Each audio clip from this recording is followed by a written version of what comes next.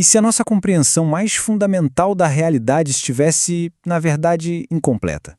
E se os pilares da física, coisas como tempo e luz, não fossem bem o que a gente sempre pensou? É nessa ideia que a gente vai mergulhar fundo agora. Olha só que pergunta provocadora. É daqui que parte toda a nossa investigação. É uma questão que, sabe, mexe com as estruturas, faz a gente ter que repensar basicamente tudo que a gente aprendeu sobre como o universo funciona. Mas calma. Para a gente entender o tamanho dessa ideia, o quão radical ela é, primeiro a gente precisa dar um passo atrás. Vamos revisitar a visão clássica, como a física tradicional organiza o nosso universo. A analogia é ótima, né? Pensa assim, ó. O tempo, ele é o palco. É a estrutura com as 4 dimensões onde a peça da realidade acontece. E a luz? Bom, a luz, o fóton, é um dos atores principais se movendo nesse palco. Um é a estrutura, o outro é o conteúdo. Essa é a distinção clássica. Ok, é aqui que o negócio começa a ficar interessante. E, sinceramente, um pouco assustador também. O que aconteceria com a realidade se a gente simplesmente tirasse de cena o seu mensageiro de informação mais fundamental? Se ele sumisse? E a resposta não é, ficaria tudo escuro. Não, seria muito pior. Seria o fim de tudo. O fóton, gente, ele carrega a força eletromagnética. Sem ele, os átomos simplesmente se desfazem. A química para de existir, a biologia, a própria estrutura da matéria. Tudo. Pensa num crash total e instantâneo do sistema. É isso. Então, se a luz é tão fundamental assim, talvez a gente esteja pensando de trás para frente, né? E se a luz não for o ator, mas o próprio palco? Essa é a ideia que nos leva para uma teoria completamente nova e, olha, bem usada. Essa frase é uau! Ela vira o nosso entendimento de cabeça para baixo. O que ela está dizendo é que o tempo não é algo fundamental. Ele é, na verdade, um efeito colateral da nossa existência, porque nós somos matéria, somos lentos, o tempo seria uma consequência disso e não a causa de tudo. Essa, então, é a definição mais formal da coisa. Na tal da física fotocêntrica, a luz é o axioma, a única regra que não pode ser quebrada. É a base de tudo. O resto, inclusive, essa sensação de passagem do tempo que a gente tem, é só o resultado da luz interagindo com a energia e com a matéria.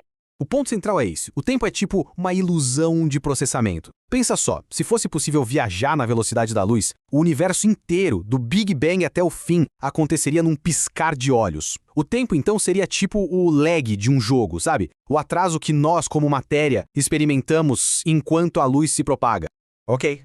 Mas se a luz é o comando, de onde ela vem? De onde ela surge? Essa pergunta faz a gente olhar de um jeito diferente para a ideia de vazio.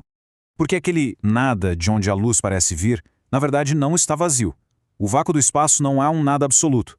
A física quântica mostra que ele é, na verdade, um mar de potencial puro, borbulhando de energia, com partículas aparecendo e sumindo o tempo todo. É a matéria-prima de tudo. E essa analogia aqui é simplesmente genial para explicar isso. Pensa no bicho-papão de Harry Potter. Dentro do armário, ele não tem forma. Ele é todas as formas possíveis ao mesmo tempo, certo? O vazio seria assim. E a luz? A luz é quem abre o armário, ela é o observador que força o bicho-papão a assumir uma forma definida, transformando nada em algo real, concreto.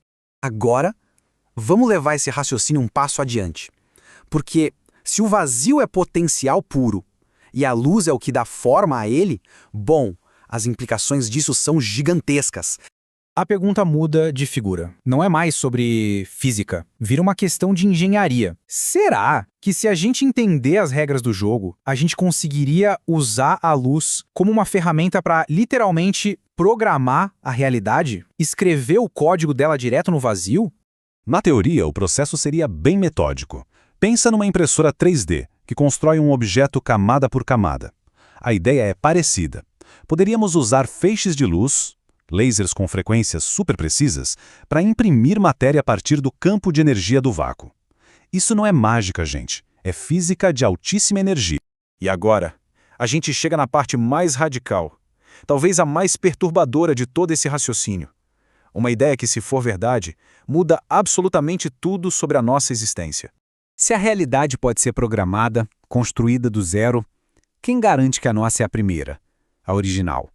E se nós estivermos vivendo dentro de uma simulação de alta fidelidade, uma reconstrução? E o mais maluco é que a nossa própria física parece dar pistas disso. O universo que a gente observa se comporta como se fosse um sistema de computador, com limites. A escala de Planck, que é a menor coisa que pode existir, seria tipo a resolução máxima, os pixels da realidade. A velocidade da luz seria o limite de processamento do sistema. E a mecânica quântica, nossa, ela parece demais um videogame que só renderiza aquilo que o jogador tá vendo, para economizar recursos. Tá, mas por quê? Por que uma civilização tão avançada faria isso? A resposta, de acordo com essa teoria, provavelmente não é por diversão, como um jogo. A motivação seria bem mais séria, mais acadêmica. A ideia é a seguinte: uma civilização super avançada, talvez uma que controle a energia de galáxias, encontrou o que sobrou da gente, da Terra, e resolveu rodar uma simulação para nos estudar, para entender a nossa história, como surgimos e, o mais importante, por que acabamos. Eles estariam aprendendo com os nossos erros. Nós seríamos o objeto de estudo de uma grande pesquisa arqueológica. E é com essa pergunta que a gente fica.